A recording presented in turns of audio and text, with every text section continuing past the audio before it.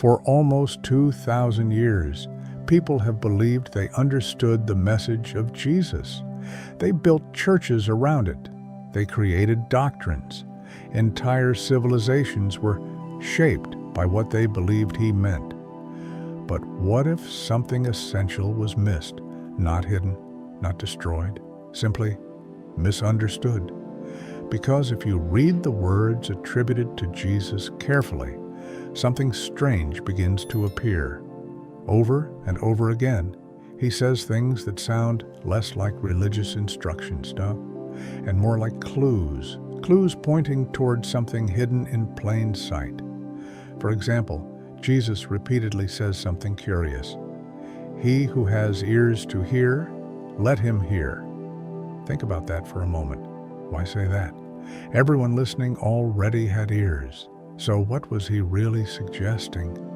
That hearing alone was not enough, that the words themselves contained something deeper, something that could only be understood if you were seeing from a different level of awareness. This pattern appears again and again throughout the teachings attributed to him. Instead of giving simple explanations, Jesus often speaks in riddles, in paradoxes, in strange metaphors that seem deliberately difficult to interpret. To many people, this has always seemed confusing, but to others, it suggests something very different. It suggests that Jesus might not have been trying to give people information. He might have been trying to provoke realization, a shift in perception, a moment where something suddenly becomes clear. And when we look at some of the most famous statements attributed to him, this possibility becomes even more interesting. One of the most well-known lines appears in the Gospel of Luke. The kingdom of God is within you. Now think about how radical that statement is, because if the kingdom of God is within you, then it is not somewhere else, not in a temple, not in a distant heaven, not in an institution, but within human awareness itself. And this idea appears even more clearly in certain ancient texts that were discovered much later, texts that were not included in the Bible. One of the most famous of these is the Gospel of Thomas. In this text, Jesus says something that sounds even more mysterious. If those who lead you say to you, "Look, the kingdom is in the sky," then the birds will get there before you. If they say it is in the sea, then the fish will get there before you. Rather, the kingdom is inside you and all around you. This changes the entire perspective. Instead of telling people where to look, Jesus seems to be telling them how to look. Because if the kingdom is already here, then the problem is not distance. The problem is perception. And that leads to a very uncomfortable question. What if the real message of Jesus was not about creating a religion, but about changing the way people see reality itself? Because if that is true, it would explain something that has puzzled scholars for centuries. Why so many of his teachings sound less like commandments and more like invitations to wake up. In fact, some researchers believe that many of the earliest followers of Jesus understood his message in a very different way from what later became mainstream Christianity. They believed Jesus was pointing toward something hidden inside human consciousness, something that could not simply be believed, something that had to be seen directly. But if that was the case, why did that interpretation almost disappear from history? And why do certain ancient texts suggest that the original message may have been far more radical than most people imagine? To understand that, we need to look at something most people never hear about: the forgotten teachings preserved in ancient manuscripts that were discovered in the Egyptian desert almost 2,000 years later. and what those texts reveal about the message Jesus may have actually been trying to communicate. In 1945, something remarkable happened in a quiet region of Upper Egypt. Near the town of Nag Hammadi, a group of farmers digging in the desert uncovered a sealed clay jar buried in the sand. Inside that jar were ancient manuscripts, more than a dozen leather-bound books, texts written nearly 16 centuries earlier. These writings would later become known as the Nag Hammadi Library, and what they contained surprised historians, theologians, and scholars around the world, because among those texts were early Christian writings that most people had never heard of, writings that presented a very different perspective on the teachings of Jesus. One of the most famous of these texts is called the Gospel of Thomas.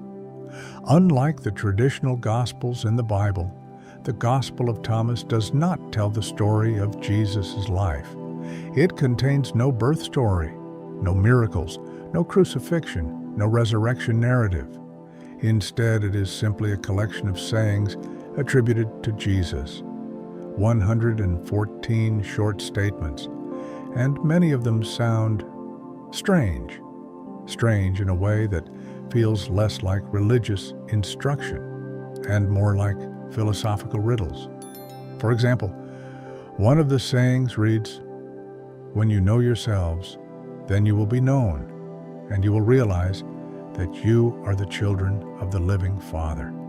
But if you do not know yourselves, you dwell in poverty, and you are that poverty." This is a very unusual statement. It suggests that the central problem of human life is not sin, but ignorance of oneself. And it suggests that the solution is not belief, but self-knowledge.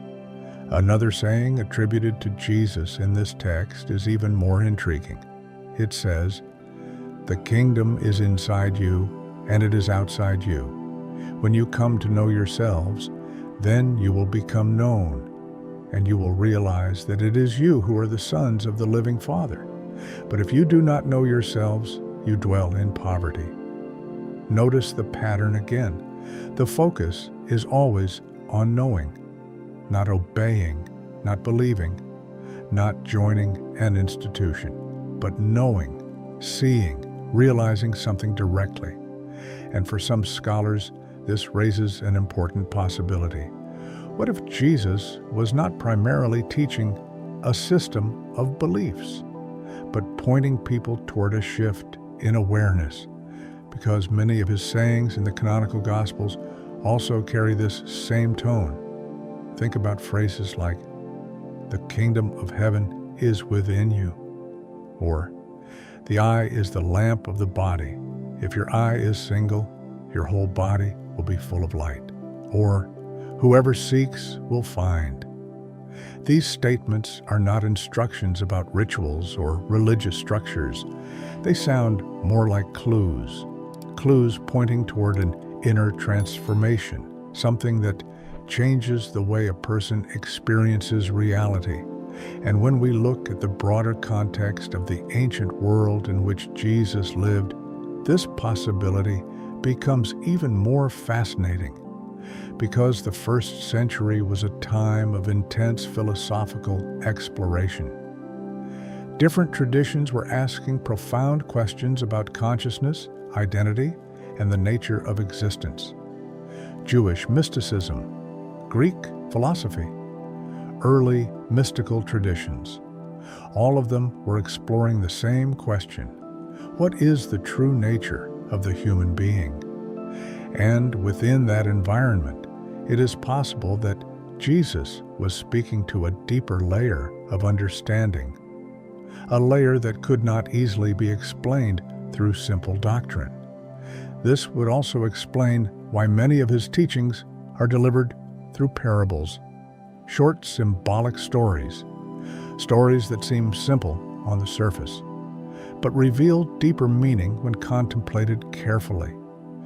A parable does not force an answer. It invites reflection.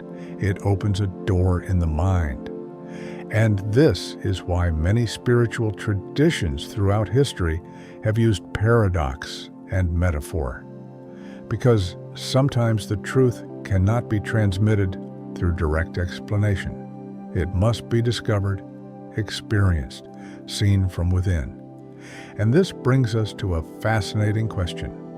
If Jesus was pointing people toward a deeper understanding of themselves, why did the dominant interpretation of his message eventually become focused almost entirely on belief and doctrine? Why did the emphasis shift away from inner realization and toward external authority?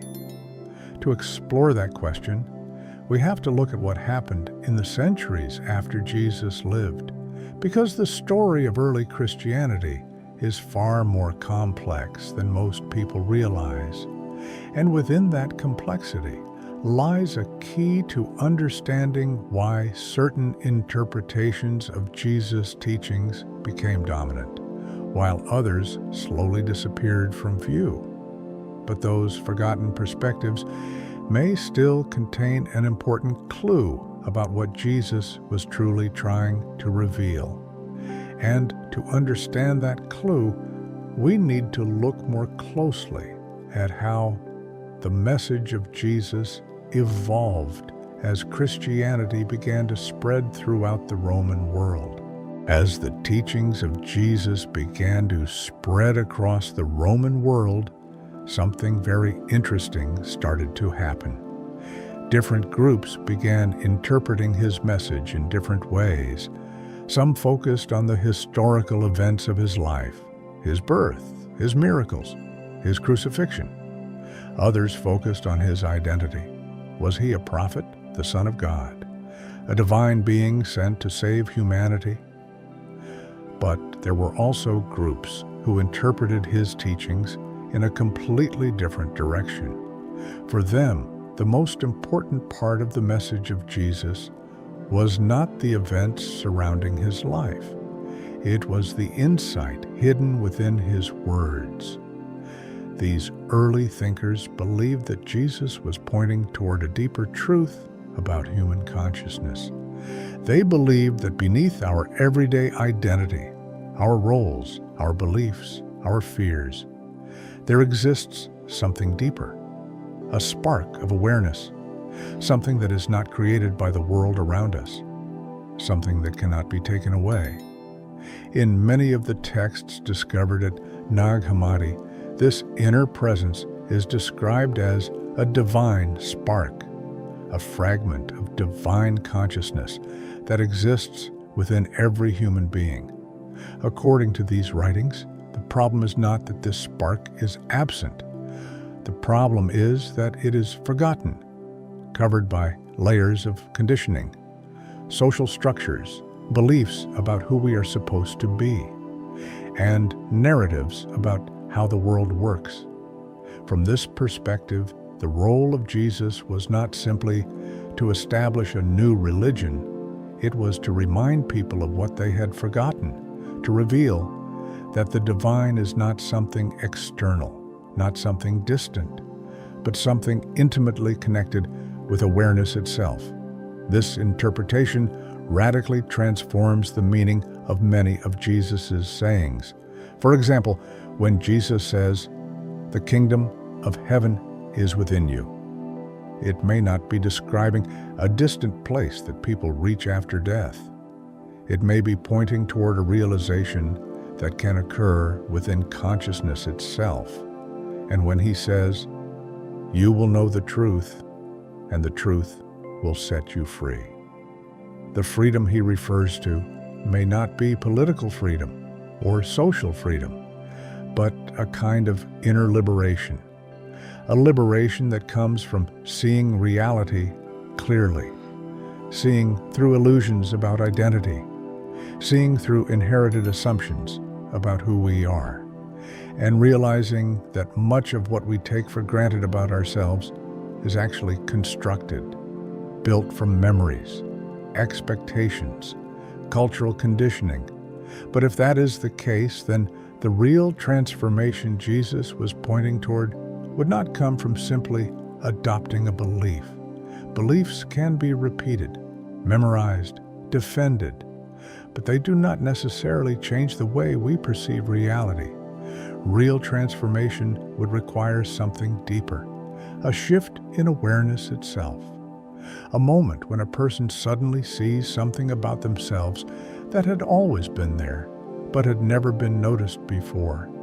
And this may explain why so many of Jesus' teachings seem to emphasize seeing.